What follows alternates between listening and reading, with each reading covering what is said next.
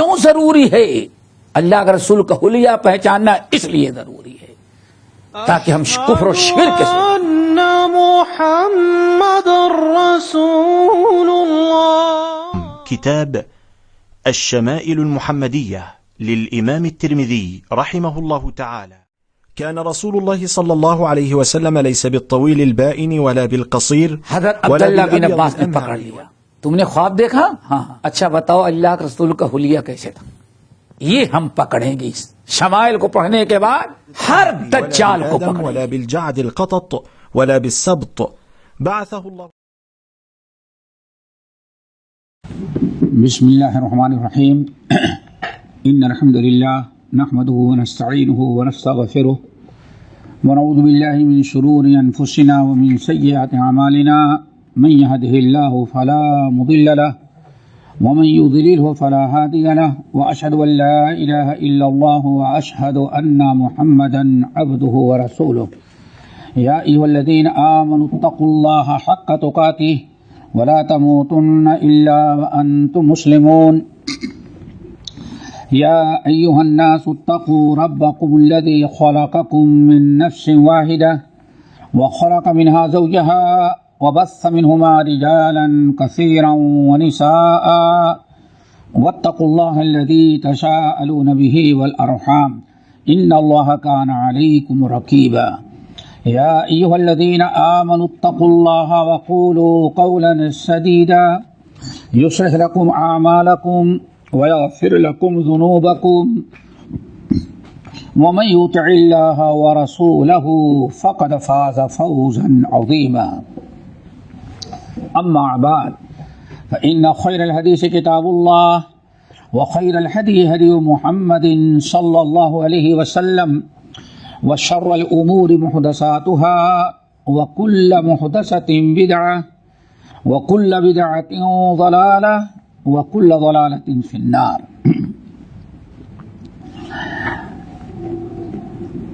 قال حدثنا واصل بن عبد العالى قال حدثنا محمد بن فضيل عن أبي حيان التيمي عن أبي زرعة عن أبي هريرة رضي الله تعالى عنه قال أتي النبي صلى الله عليه وسلم بلحم فرفع عليه الذراع وكانت يعجبه فنحس منها.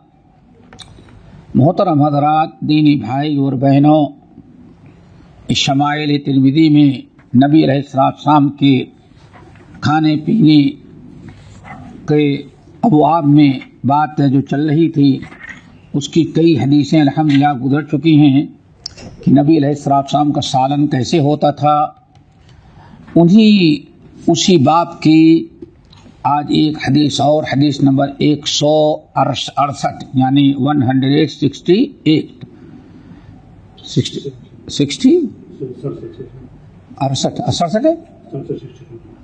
اچھا اس سے پہلے والی ہے ہاں 167 پر میں نے پڑھی ہے اور انشاءاللہ اسی پر گفتگو ہم کریں گے. اللہ تعالی ہم سب کو نبی کی سیرت اور شمائل، آپ کے عادات و اطوار، آپ کے اخلاق کو جس طرح سے اللہ تعالی نے ہمیں اور آپ سب کو سیکھنے کی توفیق دی ہے اور سیکھنے کا شوق اور جذبہ پیدا کیا ہے، اللہ تعالیٰ سے دعا کرو ایسے عمل کرنے کی بھی توفیق دے دے.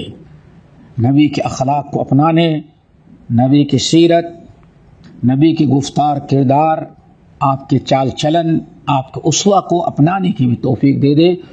اسی پر ہم اور آپ زندگی گزارے جو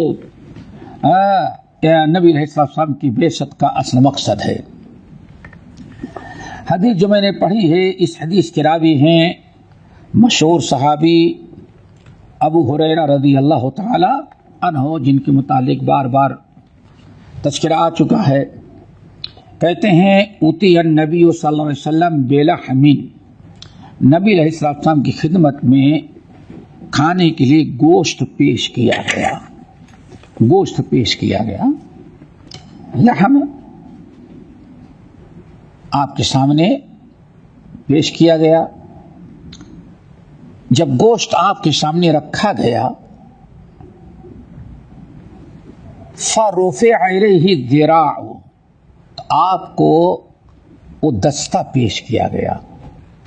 ہاں دستہ ذراع، ہاں یعنی اگلی ٹانگ کا اوپر والا حصہ جو ہوتا ہے گوشت، وہ پیش کیا گیا. لوگوں نے پیش کیا، کیوں؟ وَكَانَتْ تُعْجِبُهُ، نبی علیہ السلام کو یہ گوشت، دستے کا گوشت بہت ہی زیادہ پسند تھا. نبی علیہ السلام کے سالن کے بارے میں بات چل رہی تھی تو گوشت کا تذکرہ آیا. گوشت تو آپ کھاتے ہی تھے الحمدللہ جب میسر آ جاتا تھا، لیکن جانور کے بکرے کا گوشت جو آپ کھاتے ہیں تو جو دستہ ہوتا ہے سب سے زیادہ اس کا گوشت آپ کو پسند ہوتا تھا. اس لیے صحابہ کرام نے آپ کی خدمت میں آپ کی طرف اٹھا کر کے آپ کو پکڑا، یا رسول اللہ آپ اس کو کھائیں. الحمدللہ اس سے ایک تو اصل مقصد جو امام ترمذی کا ہے وہ تو واضح ہے، ثابت ہو گیا. کانت تعجبہ، کہ نبی علیہ السلام کو دستے کا گوشت، ہاں دستہ جہاں تھا اس کا گوشت بہت پسند تھا. آپ پتہ چل گیا کہ آپ کا سالن یہ تھا، پسندیدہ سالن یہ تھا. اور ساتھ ہی ساتھ میں یہ بھی معلوم پڑ گیا کہ صحابہ کرام کو ذرا دیکھیں کس قدر نبی علیہ السلام کی پسند کا خیال رکھا کرتے تھے. یہ صحابہ کرام کی الفت اور عظمت اور نبی علیہ السلام کی تقریب اور تعظیم کا ایک بہت بڑا ذریعہ ثبوت ہے. ہو گئی بات. پھر نبی علیہ السلام نے کھایا کیسے اس کو؟ فَنَحَسَ مِنْهَا، اس جملے میں فَنَحَسَ مِنْهَا میں نبی علیہ السلام نے اس کو کیسے تناول فرمایا، اس کی کیفیت بیان کی کہ اللہ کے رسول نے اس کو نحس کیا. فَنَحَسَ مِنْهَا، نحس کے ذریعے اس کو کھایا. نحس کہتے ہیں انسان جب اپنے یہ سامنے والے جو دانت ہوتے ہیں، یہ سامنے کبھی آدمی اس سے کاٹتا اور کبھی یہ کام نہیں کرتا تو اندر سے جبڑوں سے، بلکہ کہا جائے ان دانتوں سے مضبوط یہ دانت ہوتے ہیں. تو نبی علیہ السلام جو گوشت کھایا، دو لفظ آتے ہیں حدیث میں، ایک نحس اور ایک نحش، ایک سین سے اور دوسرا شین سے. نحس اور نحش دونوں فرق ہے. نحس کہتے ہیں کہ آدمی یہ دانت سے، اگلے دونوں دانت سے پکڑ کے کوئی چیز کاٹ لے، کھا لے، تو اس کو نحس کہا جاتا ہے. اور نحش کہتے ہیں جب دوسرے دانتوں سے پکڑ کے دباتا ہے، جسے جبڑے سے، اس سے تو یہ اس کو کہا جاتا ہے نحش. نبی علیہ السلام نے کاٹ کر کے، دانتوں سے کاٹ کر کے کھایا، اگلے دانتوں سے. پتہ چل گیا کہ اس سے معلوم پڑ گیا کہ گوشت کھانے کا یا ایسی چیزیں جو دانت سے کاٹ کر کے کھانے کی ہیں، اگر چھری چاقو سے نہ بھی کاٹا جائے، کاٹ کے کھایا جائے، اسی سے دانتوں سے کاٹ کر کے کھا لیا جائے تو شرعاً کوئی مزہ کا کوئی حرج نہیں ہے. اگلی حدیث وہ بھی بڑی اہم ہے. امام ترمذی رحمۃ اللہ علیہ کہتے ہیں حدثنا محمد بن بشار، محمد ابن بشار نے ہم سے حدیث بیان کیا. محمد بن بشار کہتے ہیں حدثنا ابو داؤد، ابو داؤد یعنی طیالسی نے ہم سے حدیث بیان کی. اور ابو داؤد روایت کرتے ہیں زہیر ابن محمد سے، اور وہ ابو اسحاق سے، اور انہوں نے روایت کیا سعد ابن عیاض سے، اور انہوں نے حدیث سنی مشہور صحابی عبداللہ ابن مسعود رضی اللہ تعالی عنہ سے عبداللہ بن مسعود رضی اللہ تعالیٰ عنہ کہتے ہیں کان النبی صلی اللہ علیہ وسلم یعجبہ الذراع، نبی علیہ السلام کو ذرا دستہ بہت ہی پسند تھا، دستے کا گوشت بہت ہی زیادہ پسند تھا۔ وَسُمِّيَ فِي الذِّرَاعِ، اور زہر بھی آپ کو ذرا ہی کے اندر دیا گیا تھا۔ وَكَانَ يَرَى أَنَّ الْيَهُودَ سَمُّوهُ، اور یہی سب کو معلوم تھا کہ جس نے زہر دیا وہ سب کے سب کیا تھے؟ یہودی تھے۔ یہ امام ترمذی نے بڑا مختصر نقل کیا بتانے کے لیے کہ وہی جو پہلی حدیث میں گزر چکا ہے کہ نبی علیہ السلام کو دستانے کا گوشت بہت ہی زیادہ پسند تھا۔ عبداللہ بن مسعود رضی اللہ تعالیٰ عنہ بھی اس حدیث میں اسی چیز کا تذکرہ کیے، لیکن ایک چیز کا اضافہ ہے، وہ یہ ہے کہ نبی علیہ السلام کو زیرہ جو تھا وہی ٹانگ جو تھی اسی دستانہ اسی میں زہر ملا کر کے آپ کو کھلایا گیا تھا، اور کھلانے والے یہودی تھے۔ یہودی تھے، اس کا واقعہ کیا ہے؟ واقعہ یہ ہے کہ نبی علیہ السلام نے ہجرت کے 7ویں سال نبی علیہ السلام نے جب جنگ خیبر کیا، خیبر فتح ہو گیا، یہودی شکست کھا گئے۔ یہودی شکست کھا جانے کے بعد سب ہتھیار ڈال دیا، بات ختم ہو گئی، مسلمانوں کا قبضہ ہو گیا۔ تو اس وقت یہودیوں نے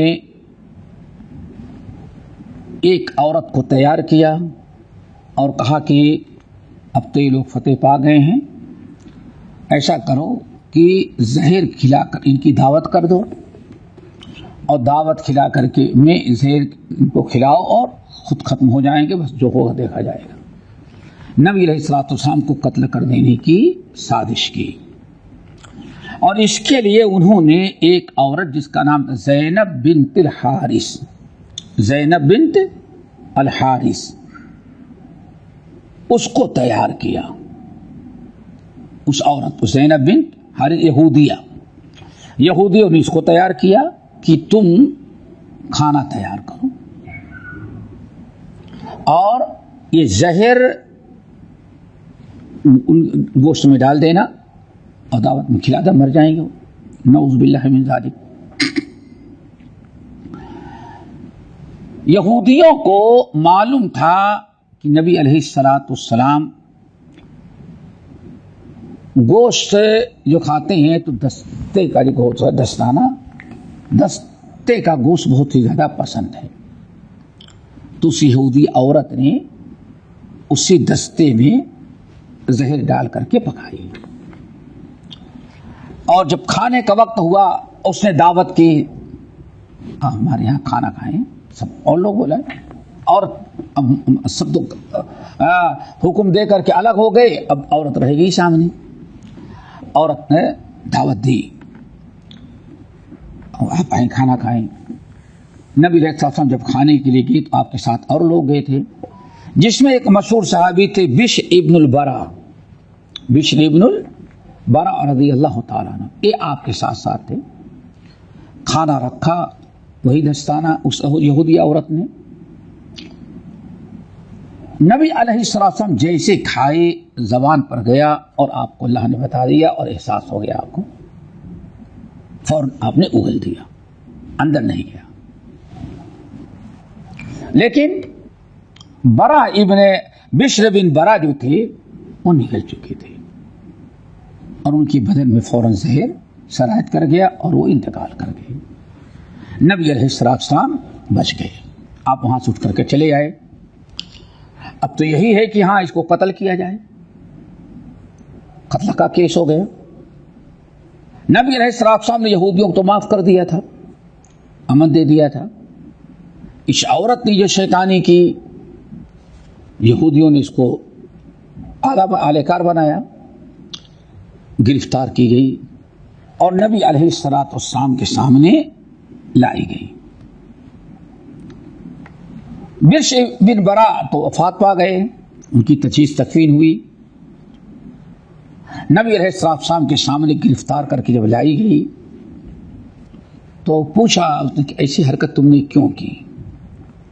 تو اس نے کہا کہ میں نے اس لیے کیا، اللہ اکبر، کہ پتہ چل جائے کہ آپ سچے رسول ہیں جھوٹے رسول ہیں۔ جی زہر چرا کے پتہ لگا رہی تھی زینب بنت حارث یہودیہ۔ ہم اور فرمائے کیوں؟ کہا کہ ان کنت ملکن استرحنا منکم، اگر آپ بادشاہ ہیں، جیسے لوگ کہتے ہیں کہ رسول نہیں یہ سب اپنی بادشاہت قائم کرنا چاہتے ہیں، اگر آپ بادشاہ ہیں تو آپ کھا کر کے مر جائیں گے۔ وَإِن كُنْتَ نَبِيًّا فَاللَّهُ سَيَحْمِيكَ، اور اگر آپ اللہ کے نبی ہیں تو اللہ آپ کو بچا لے گا، ہمیں پتہ چل جائے گا اور کچھ آپ کو بگڑے نہیں۔ اگر آپ جھوٹے ہیں، نبی نہیں بلکہ آپ بادشاہ ہیں تو کھا کے مر جائیں گے، اور اگر آپ نبی ہیں تو اللہ اپنے نبی کی حفاظت کرے، سیحمیک، اللہ تعالیٰ کی حفاظت کرے گا۔ یہ ہم نے اس لیے ایسے کیا۔ اتنا جب کہنا تھا تو نبی علیہ السلام نے اس کو چھوڑ دیا۔ کیوں؟ وہ ایمان لا چکی تھی۔ جب اللہ نے نبی کو بچا لیا تو اس عورت نے ایمان لایا، ہمیں یقین آ گیا کہ آپ سچے نبی ہیں، اسلام لانے کا سبب بن گیا، مسلمان ہو گئی۔ زینب بنت الحارث مسلمان ہو گئی یہودیہ۔ ہاں تو اللہ نے چھوڑ دیا، لیکن جب بعد میں پتہ چلا کہ بشر بن برا انتقال کر گئے ہیں اور ان کے خاندان کے لوگ قصاص لینے پر مصر ہیں، اب اللہ کے رسول کو کوئی اختیار نہیں تھا۔ اختیار کون کس کو ہے؟ مقتول کے ورثہ، ان کے جو قرابت ہوا ہے، نہیں ہمیں خون کو مطلق خون چاہیے۔ پھر اللہ کے رسول مجبور تھے، اگر وہ معاف کر دیتے تو ٹھیک ہے، لیکن اگر وہ نہیں معاف کر رہے ہیں تو کتاب اللہ القصاص، اس زینب بنت حارث نامی عورت کو قتل کیا گیا، قصاص میں قتل کیا گیا۔ کفر ہونے کی بنا پر نہیں بلکہ ایمان والی تھی، صدق کے دل سے ایمان لائی تھی، تو انشاءاللہ قیامت کے دن وہ جنت میں بھی جائے گی۔ اور پھر بڑی خوشی کی بات یہ بھی ہے کہ یہ قصاص جو وہ بھی ایک قسم کا رحمت ہوتا ہے، رحمت ہے۔ نبی علیہ الصلوۃ والسلام نے ارشاد فرمایا، جس جرم کی سزا اللہ نے مقرر کر دیا ہے، اگر انسان کو وہ سزا دے دی گئی تو اس جرم کی سزا اب قیامت کے دن اس کو اللہ نہیں دے گا۔ جتنا بڑی حرکت اس نے کی تھی، اب قیامت کے دن اس کے اور اعمال ہوں تو اللہ مالک ہے، لیکن اس جرم کی سزا اس کو اب نہیں ملے گی، زینب کو نہیں ملے گی۔ کیوں؟ اللہ نے جو سزا مقرر کی ہے اس سزا رکھ دی گئی۔ یہی تقریباً جمہور اہل علم کا ہے۔ چلو،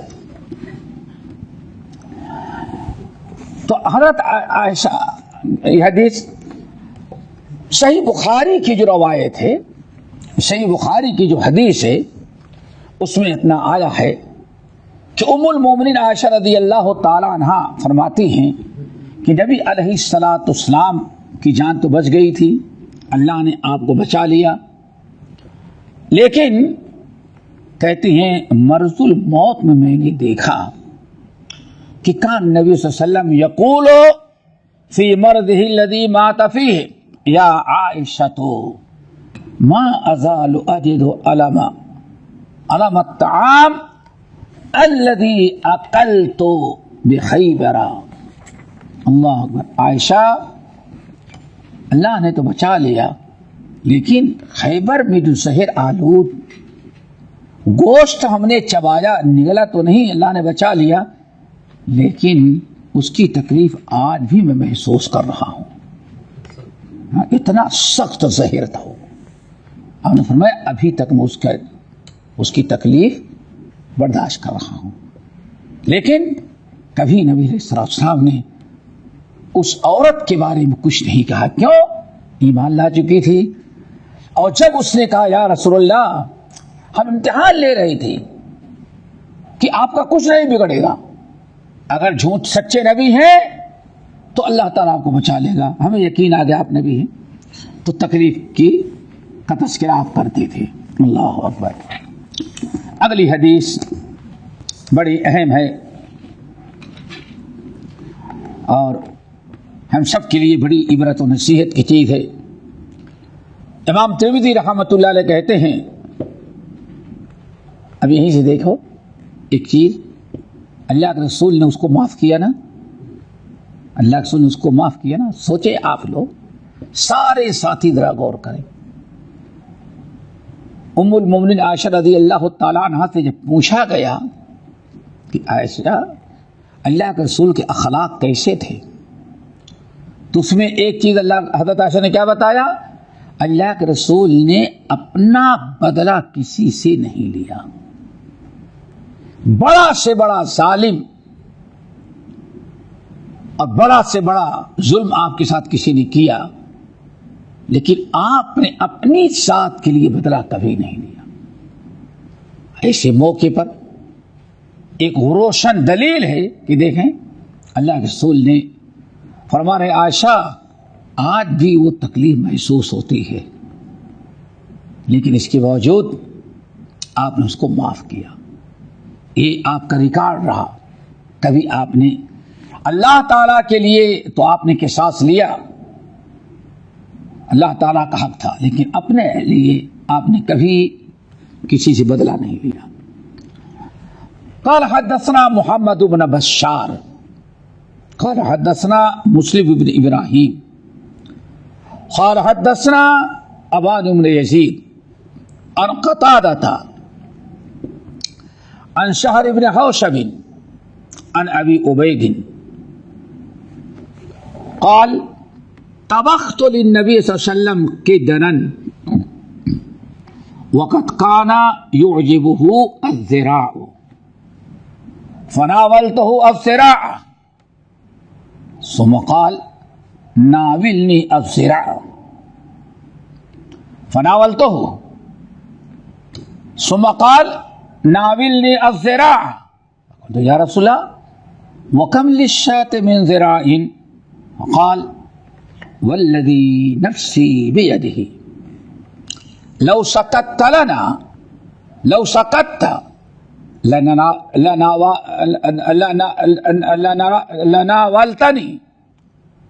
الذراع ما دعوت او كما قال عليه الصلاة والسلام. حضرت ابو عبید جو حدیث کے راوی ہیں صحابی، یہ کہتے ہیں میں نے نبی علیہ السلام کے لیے ہانڈی تیار کی. ہانڈی یعنی سالن پکایا. ہم نے کدر کے معنی پتیلی، ہانڈی. طبخت للنبی صلی اللہ علیہ وسلم کدرا، میں نے نبی علیہ السلام کے لیے کھانا تیار کیا،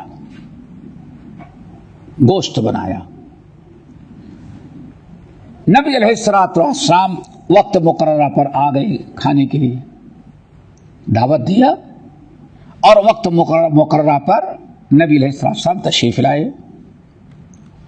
ہم نے فناولته الذراع، اور ہمیں معلوم تھا کہ کان یعجبہ الذراع، ہمیں معلوم تھا کہ آپ کو دستہ بہت ہی زیادہ پسند ہے، تو اسی لیے میں نے دستہ آپ کو دیا، یعنی وہی ذراع دیا. آپ نے کھا لیا، ایک دستہ دیا آپ نے کھا لیا. ثم قال، پھر آپ نے فرمایا ناولنی الذراع، ایک دستہ اور لاؤ، ایک دستہ اور لاؤ. فناول تو میں نے دے دیا، آپ نے وہ بھی تناول کر لیا. پھر فرمایا ناولنی الذراع، ایک اور ٹانگ لاؤ، دستہ لاؤ. کہا یا رسول اللہ ہاں تو پتہ ہے وقبل الشاۃ من ذرائع، 2 تو آپ نے کھا لیے، اور بکری کے تو 2 ہی ہوتی ہے دستے، 2 ٹانگیں پیچھے کی 2 آگے کی، تیسری کیسے دیتا میں؟ اللہ اکبر۔ اب اللہ کے رسول کوئی گئے تو نہیں تھے، آپ نے بکریاں چرائی تھی، دیکھی تھی، اور بکریوں کے بارے میں تجربہ تھا، بکریوں کی 2 ہی دستے ہوتے ہیں۔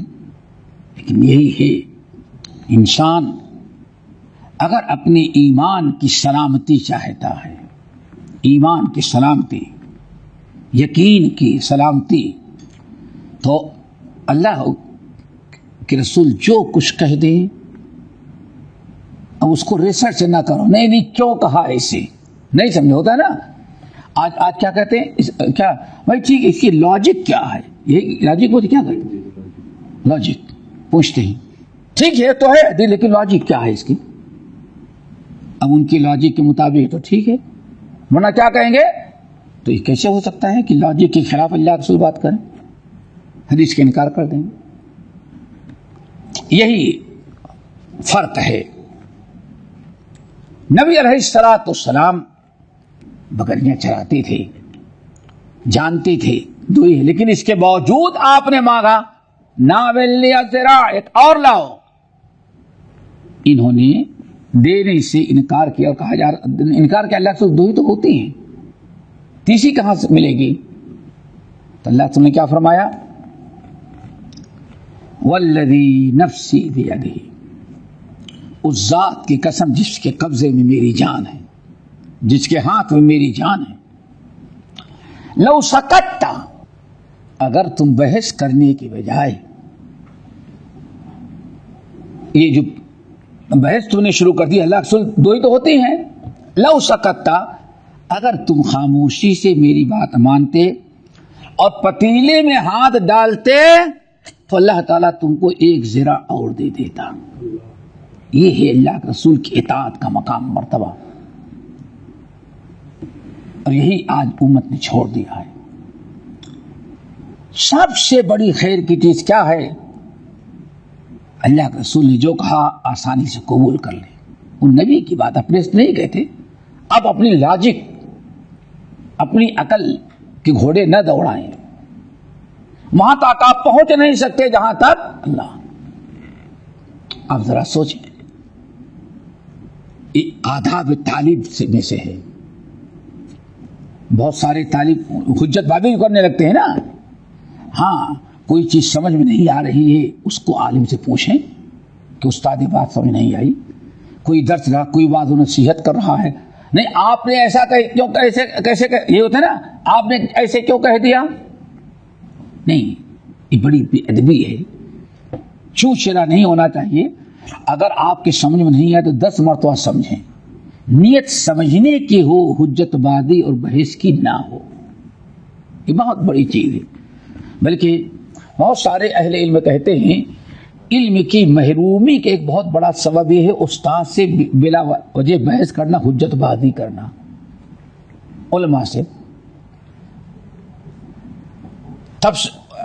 تفسیر سمجھنی ہے، اس کی تفصیل کیا ہے، مزید معلومات چاہتے ہیں آپ سوال کریں، اور استاد کی ذمہ داری ہے بتانا، اگر نہ ہو تو میں بات بتا دوں گا، لا دری، لیکن بات سمجھ لی، بات ہو گئی، اب اس کے اندر حجت بازی، پریشانی، منطقی اور فلسفی سوالات، کہتے ہیں اہل علم کی یہ طالب کے لیے یا سامع کو یہ نقصان پہنچانے والی چیز ہے۔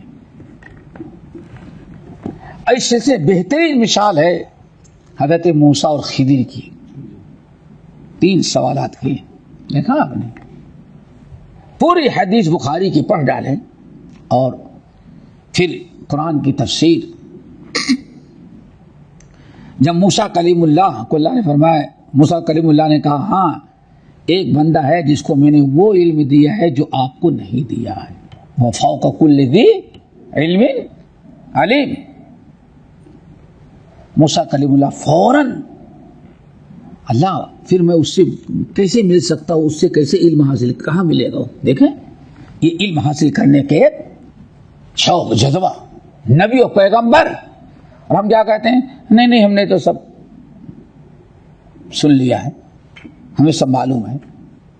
نہیں، ہمیشہ عالم کو طالب علم رہنا چاہیے.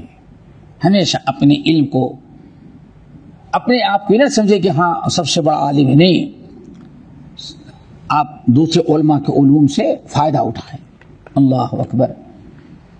موسیٰ کلیم اللہ نے کہا کیسے ملاقات ہو سکتے؟ اللہ سمجھ جاؤ، بتا دیا. جب خضر کے پاس گئے اور کہا ہم اس لیے آئے ہیں ان تعلمنی مما علمت، اللہ نے جو آپ کو علم دیا ہے مجھے سکھا دے. تو خضر نے سب سے پہلے کیا کہا؟ نہیں ہماری تمہاری نہیں دے. کیا تمہارا علم کچھ اور ہمیں اور بحث ہوگی؟ نہیں کوئی ہم سب ستجدونی انشاءاللہ ہو، میں صابرہ. صابرین کیا ہے؟ ہم صبر کریں گے. ہاں صابرین ہیں، صبر کریں گے. کہا اچھا ٹھیک ہے چلے، کوئی بھی چیز ہم کریں اس پر سوال نہیں کرنا. تو ہم نے کیوں کیا تم نہیں پوچھنا. اللہ ہوگا. دیکھا فَإِنِ اتَّبَعْتَنِي فَلَا تَسْأَلْنِي عَنْ شَيْءٍ حَتَّى أُحْدِثَ لَكَ مِنْهُ ذِكْرًا. خبردار، میں کچھ بھی کروں تم کیوں نہیں کرنا جب تک کہ میں اپنے سے تمہیں سمجھا نہ دوں. اللہ اکبر. حَتَّى أُحْدِثَ لَكَ مِنْهُ ذِكْرًا، جب تک کہ میں تمہیں بتا رہا دوں. موسیٰ کلیم اللہ نے کہا کہ ہاں چلے. جب کشتی پر سوار ہوئے، کشتی کچھ دور گئی تو خضر علیہ السلام اٹھائے کلاڑی اور کشتی کی پلائی توڑنے لگے. موسیٰ کلیم اللہ نے کہا ارے کیا غضب کیا؟ کیا تم چاہتے ہو کہ کشتی والے ڈوب جائیں؟ کشتی والوں نے کتنا احسان کیا ہمارے ساتھ. یہ کوئی ضرور نہیں کہ ہاں سب کے پاس، موسیٰ کلیم اللہ کے پاس علم اور نبی اور پیغمبر تھے، اس وقت ان سے بڑا کوئی عالم نہیں تھا، لیکن ایک دوسرا علم تھا جو خضر کو اللہ نے دیا تھا. تو کیا کہا؟ الم اقل انک لن تستطیع معی صبرا. موسیٰ میں نے پہلے کہا تھا کہ تمہارے ساتھ نہیں چل سکو گے. چوچرا شروع کر دیا اعتراض کرنا تم نے. اللہ اکبر. دیکھو موسیٰ کلیم اللہ، آج کیا کوئی طالب علم کہہ سکتا ہے؟ ادب، علم حاصل کرنا ہے. کیا کہا؟ اللہ اکبر. لا تؤاخذنی بما نسیت، میں بھول گیا تھا، آئندہ نہیں کروں گا. اللہ اکبر. دیکھا لا تؤاخذنی بما نسیت ولا ترہقنی من امری عسرا. اللہ کے واسطے معاف کر دیں اور مجھے شاگردی سے نہیں نکالیں، علم حاصل کرنے دیں، اور آئندہ میں ایسا نہیں کروں گا، بھول گیا تھا. معاف کر دیا. چلو آگے. یہی ہے کہ کبھی آداب طالب علم میں سے کہ استاد کسی بات پر غصہ ہو جائے، جھڑکی دے دے، تو اس کا یہ علاج نہیں کہ استاد سے لڑیں اور آپ کلاس چھوڑ کر کے، مدرسہ چھوڑ کر کے بھگ جائیں. یہی ہوتا ہے نا. آئندہ آؤں گا نہیں کبھی ان کی. طالب علم مدرسے سے کلاس سے اٹھ کر نکل جاتا نہیں، یہی علم کی محرومی کے سبب. موسیٰ کلیم اللہ نے کیا کہا؟ نہیں ایسی کوئی بات نہیں. کہا ٹھیک ہے. پھر آگے بڑھے، آگے بڑھتے گئے.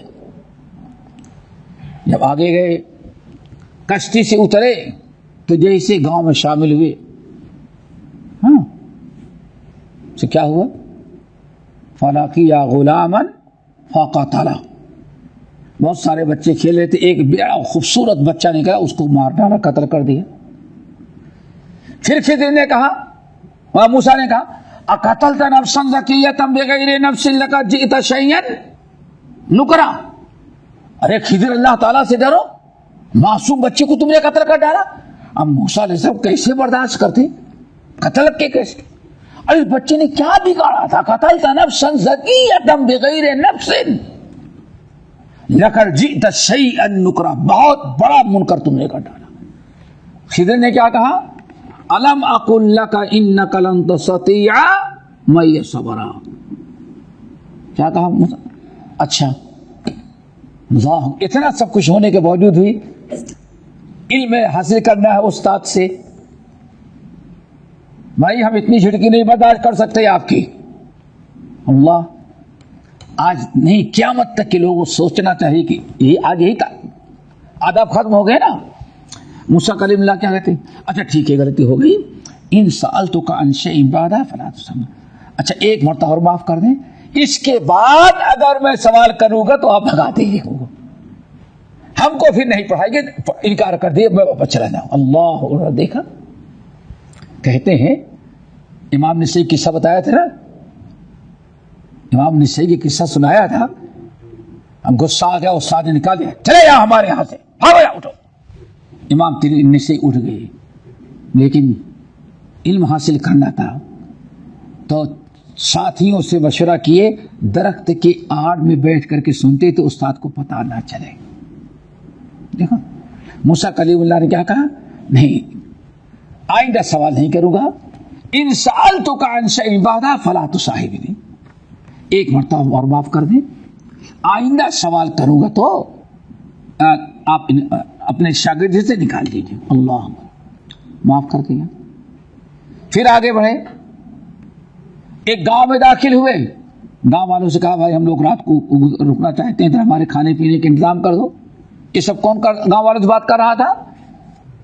خضر. گاؤں نے کہا کہ فَأَبَوْا أَن يُضَيِّفُوا, کہا نہیں ہم کسی کو اپنے ہاتھ ٹھہرنے مہمان نہیں بناتے. بہت بے رخی سے بد اخلاقی سے پیش آئے گاؤں کے لوگ. خضر تو برداشت کر لیے, لیکن موسیٰ علیہ السلام سامنے نگاہ میں رکھا. واپس لوٹ رہے تو دیکھا کہ ایک دیوار گر گئی ہے. خضر علیہ السلام کو دیوار صحیح کرنی ہے. اب موسیٰ علیہ السلام کو بھی کام پہ لگایا, خود بھی دیوار کھڑی کر رہے. موسیٰ کلیم اللہ کیا کہا, کیا غضب کی آدمی ہے, یہ ظالم تو ایک مہمان بنانے کے لیے تیار نہیں, آپ ان کی دیوار درست کر رہے ہیں. یہی کہا نا. خضر نے کیا کہا, بس تم نے کہا تھا کہ آئندہ سوال کے جو ہذا فراق بینی و بین, اب ہمارا تمہارا ہمارے تمہاری علیحدگی. اللہ لیکن ہم نے ایسے کیوں کیا تمہیں بتا دیتا ہوں. تینوں وجہ بتائی. پورا قصہ بیان کر دینے کے بعد نبی علیہ السلام نے کیا فرمایا, اگر موسیٰ خاموش رہے ہوتے تو اور بہت ساری معلومات آ جاتی. اس سے یہ پتا چل گیا کہ علم حاصل کرنے کے لیے استاد کے نخرے برداشت کرنے پڑتے ہیں. اگر استاد پڑھا رہا ہے تو ہمیں اس کی بہت ساری باتیں برداشت کرنی پڑیں گی, سننی پڑیں گی. اس کے بعد ہی انسان اس استاد سے علم کیوں, ہر استاد کا ہر عالم کا مزاج الگ ہوتا ہے. کوئی جھڑکیاں دیتا ہے, کوئی غصے والا ہوتا ہے, کوئی نرم مزاج ہوتا ہے, کوئی صبر کرنے والا ہوتا ہے, کوئی ناصبرا ہوتا ہے. تو ہمیں دیکھنا چاہیے کہ اس سے علم حاصل کرنا ہو, جیسے اس کے ساتھ نبھا کرنے کی کوشش کرنی چاہیے. تو یہی بتا رہا تھا کہ استاد حضرت ابو عبید کہتے ہیں کہ میں نے کہا یا رسول اللہ, آپ تو جانتے ہیں کہ بکرے کے دو ہی دستے ہوتے, دونوں تو آپ نے کھا لیا, تیسری بھی آپ مانگ رہے ہیں, تیسرا دستہ کہاں سے لائیں گے ہم, ہاتھ ڈالنے سے کیا فائدہ ہے. آپ نے فرمایا, کتنا پیارا جواب, وہی یاد رکھنے کی ضرورت ہے سب کو. آپ نے فرمایا والذی نفسی بیدہ, اس ذات کی قسم جس کے ہاتھ میں میری جان ہے. ابو عبید تم محال سمجھ رہے ہو نا,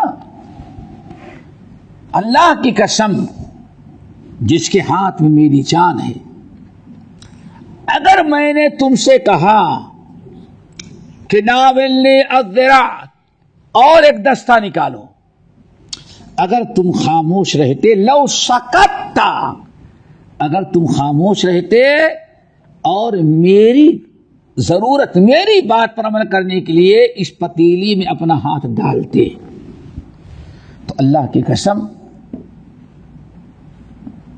اگر تم ڈال دیتے, لناولتنی الذراع, تو تمہارے ہاتھ میں اللہ تعالی ایک ذرا پکڑا دیتا، اور ایک ہی نہیں، ماں داؤ تو میں 100 مرتبہ مانگتا تو 100 ٹانگیں تم کو لاتا رہ دیتا۔ ماں داؤ تو عام ہے، ہم جتنی مرتبہ مانگتے اور تم اگر چوچیا کیے بغیر اگر ہاتھ ڈالتے جاتے تو جتنی مرتبہ میں مانگتا، 5 مرتبہ 10 مرتبہ 20، جتنی مرتبہ مانگتا، اللہ تعالیٰ تمہارے ہاتھ میں ایک زرہ پکڑا دیتا۔ اللہ اکبر!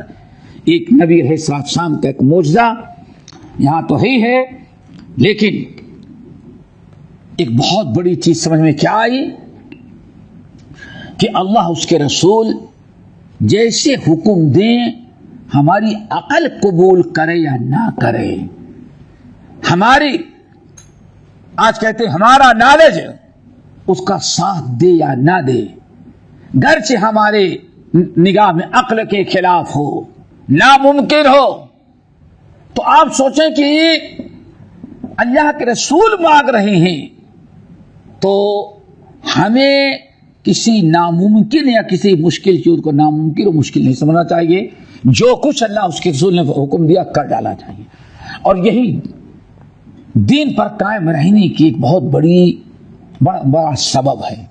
آج لوگ سمجھتے نہیں۔ سورۃ النساء کی آیت ہے، وَلَوْ أَنَّا كَتَبْنَا عَلَيْهِمْ أَنِ اقْتُلُوا أَنفُسَكُمْ أَوْ اخْرُجُوا مِنْ دِيَارِكُمْ مَا فَعَلُوهُ إِلَّا قَلِيلٌ مِّنْهُمْ۔ اللہ فرماتے ہیں اگر ان کے اوپر میں لکھ دوں کہ تم اپنے آپ کو قتل کر ڈالو یا اپنے گھر، اپنے اہل وعیال، بیوی بچے سب کو چھوڑ کر کے نکل جاؤ، تو لوگ کریں گے نہیں اسے اتنا مشکل کیسے کریں؟ لیکن اللہ نے کیا فرمایا، اگر تم اس کر گزرو جو میں کہہ رہا ہوں کرنے کے لیے تیار ہو جاؤ تو یقین اللہ کا آنا خیر اللہ واشدت، یہ تمہارے دین کو قائم رکھنے کے لیے، استقامت کے لیے، دین کی مضبوطی کے لیے بہت ہی بہتر ہوتا۔ تو اس لیے اس حدیث کو سامنے رکھیں اور ہمیشہ کوشش کریں کہ اللہ اس کے رسول کا جو حکم آ جائے، جو فیصلہ آ جائے، جو کتاب و سنت کہہ دے، ہماری عقل اس کے مطابق ہو یا نہ ہو، ہر حال میں اپنی عقل کو مجبور کریں اللہ اس کے رسول کی بات کو قبول کرنے کے لیے، اسی میں خیر ہوگی، اسی میں برکت ہوگی، وہی حق ہوگا۔ اگلی حدیث نمبر 170، امام ترمذی رحمۃ اللہ علیہ کہتے ہیں حدثنا الحسن بن محمد الزعفرانی قال حدثنا يحيى بن عباد عن فليح بن سليمان قال حدثني رجل من بني عباد يقال له عبد الوهاب بن يحيى بن عباد عن عبد الله بن الزبير عن عائشة رضي الله تعالى عنها قالت ما كانت الزراء أحب اللحم إلى رسول الله صلى الله عليه وسلم ولكن كان لا يجد اللحم إلا ربا وكان يعجل إليها لأنها أعجلها نضجا أو كما قال۔ ام المومنین عائشہ رضی اللہ تعالی عنہا کہتی ہیں کہ نبی علیہ الصلوۃ والسلام کو کے نزدیک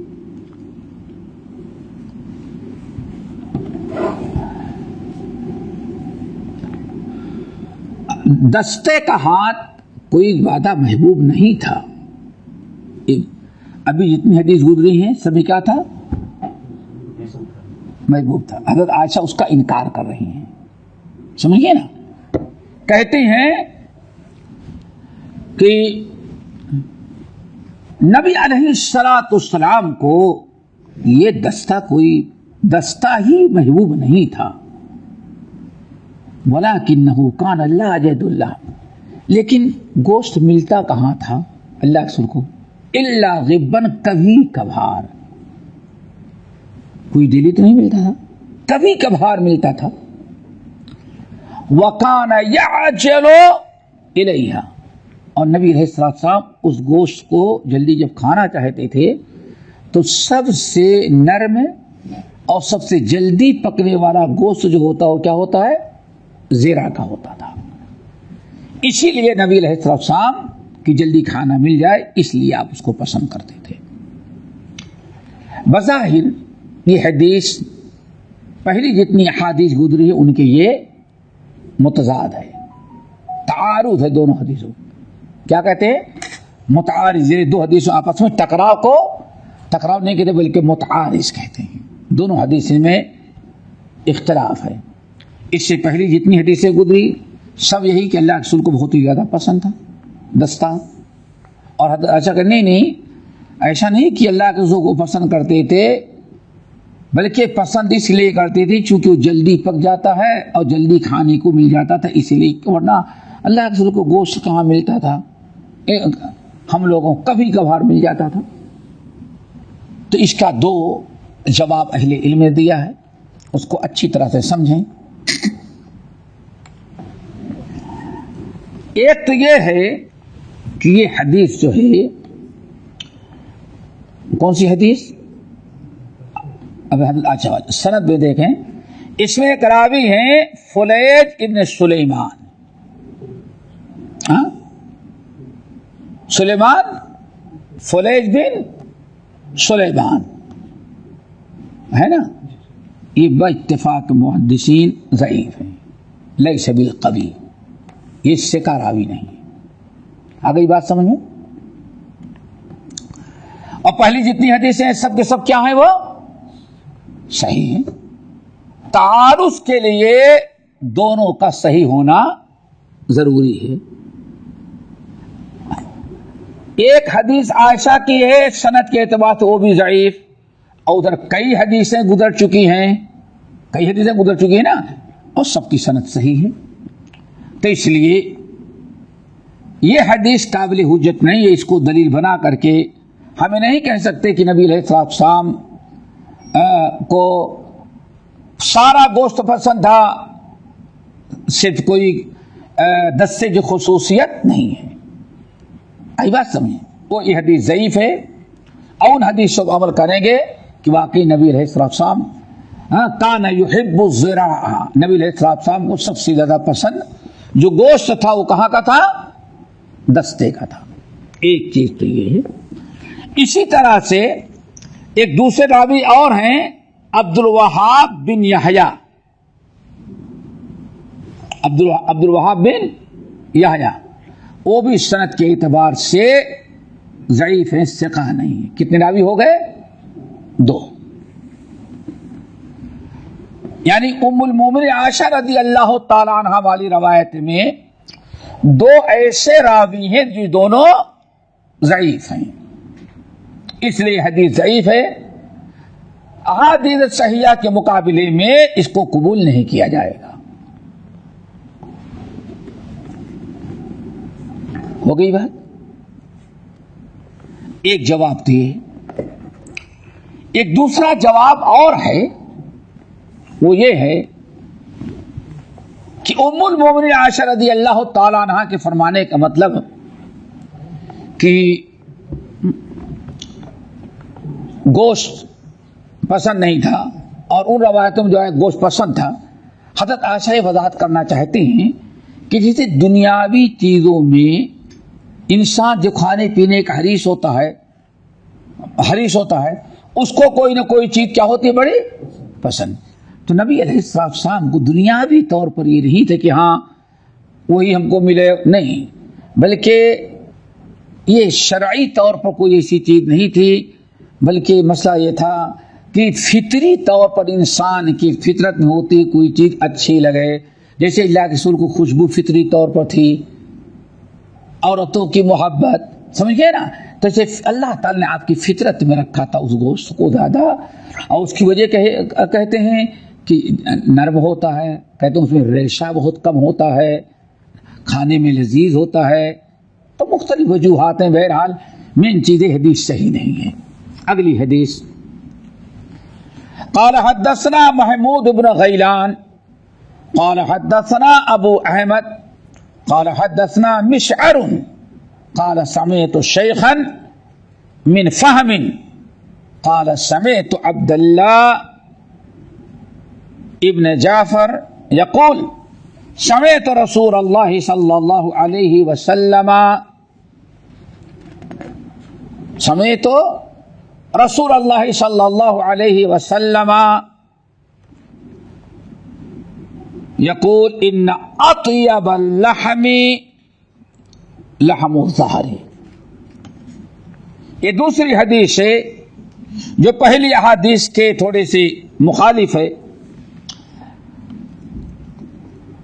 عبداللہ ابن جعفر طیار، جعفر طیار کے بیٹے،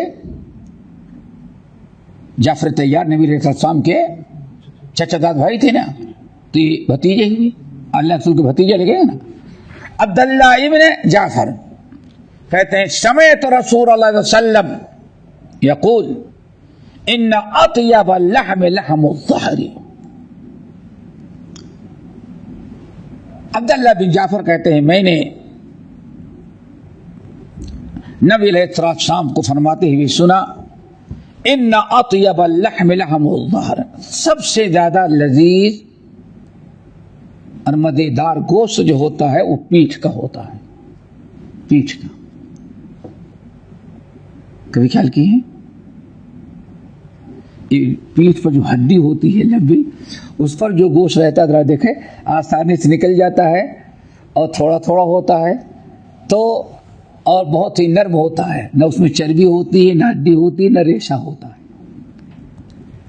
تو اس حدیث سے یہ امام ترمذی رحمۃ اللہ علیہ بتانا چاہتے ہیں کہ نبی علیہ السلام کے متعلق ایک حدیث یہ بھی آئی ہے کہ گوشت کہاں کا آپ کو زیادہ اچھا لگا، سب سے نرم اور لذیذ گوشت کہاں کا ہوتا تھا؟ پیٹھ کا، پشت کا، پیٹھ کا ہوتا تھا. یہ حدیث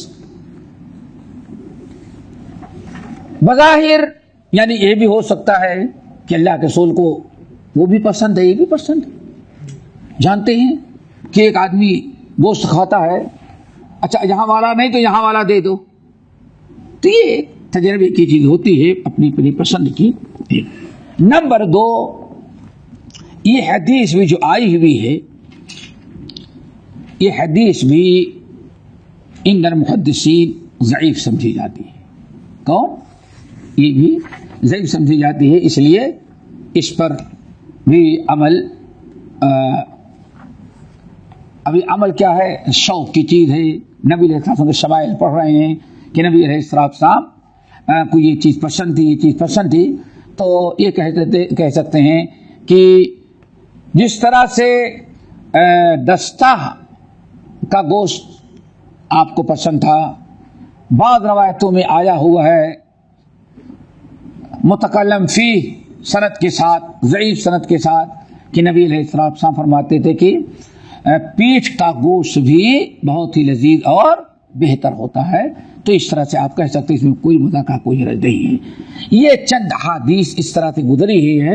اب جہاں کہ نبی علیہ السلام گوشت کہاں کا پسند تھا، گوشت آپ نے استعمال کیا، چھری سے کاٹ کر کے بھی کھایا، پہلے گزر چکی ہے نا، اور آپ ذرا پائے آپ نے استعمال کیا تو صحابی کہتے ہیں میں نے دیکھا نبی علیہ السلام اگلے دانتوں سے کاٹ کاٹ کر کے کھینچ کر کے کھا رہے تھے.